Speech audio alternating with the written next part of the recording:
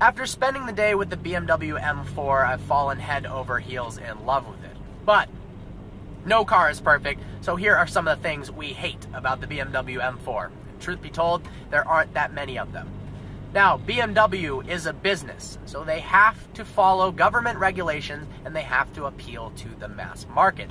That means that the engines are getting smaller, they're going forced induction, and they're trying to make the cabin as quiet as possible. The issue with this is it kills that beautiful exhaust that the M3s before it used to have, with their screaming naturally aspirated inline sixes and high revving V8s. With the turbocharged setup, most of the exhaust is eaten up. The car is so well isolated from the surrounding that you don't hear much at all. Now, BMW has tried to correct this by using active sound, which channels through the speaker system engine noise into the cabin. But to me, that feels a bit like cheating. I feel like BMW is trying to do too many things at once, and they have to decide maybe a little less cabin isolation and a little more exhaust noise is what they want to do, because after all, this is something to be bought by BMW M enthusiasts. And they want that beautiful exhaust note. Not a huge fan of the stock sound. Next up is the nomenclature. The BMW M3 lineage is legendary, and they should have kept this car and called it the M3 Coupe. Instead, they've gone to an even and odd number naming convention. They've got four-door coupes, this and that. I know they're trying to compete with Audi and Mercedes, who have a very diverse array of offerings, but I miss the 3 Series just having 2 options. It kept it a lot simpler, and you wouldn't have all these consumers not sure if they're supposed to buy a 3 Series sedan or a 4 Series Grand Coupe.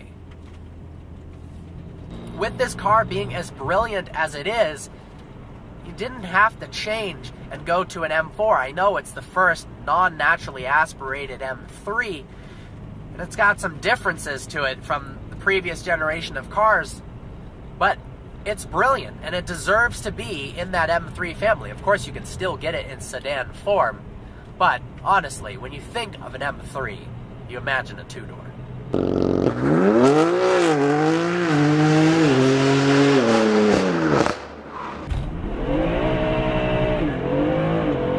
As the horsepower race has become more and more insane, 425 horsepower for a stock M4, plain and simple, isn't enough.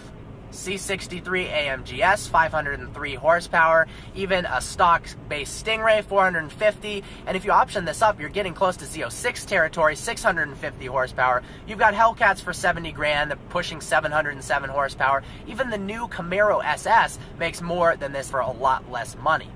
Simply put, BMW, especially with the turbo setup, should have put more power in the car. Now, they are quite tunable. This car has a Stage 2 Dynon software, it's pushing about 530 crank, and you can make a lot more than that. But I don't understand what BMW was thinking with this vehicle when they boosted the horsepower by 11 from the previous generation, and everyone's making these jumps by 50 or 100 horsepower. Should have put more power in the cars. It's 3,550 pounds, which is actually kind of a lot with all the weight savings and technology nowadays, mostly aluminum chassis and use of carbon fiber. 3,550 pounds isn't much of an advantage over any of the previous generations, and with a power output that hasn't really increased, I think they should have added more power.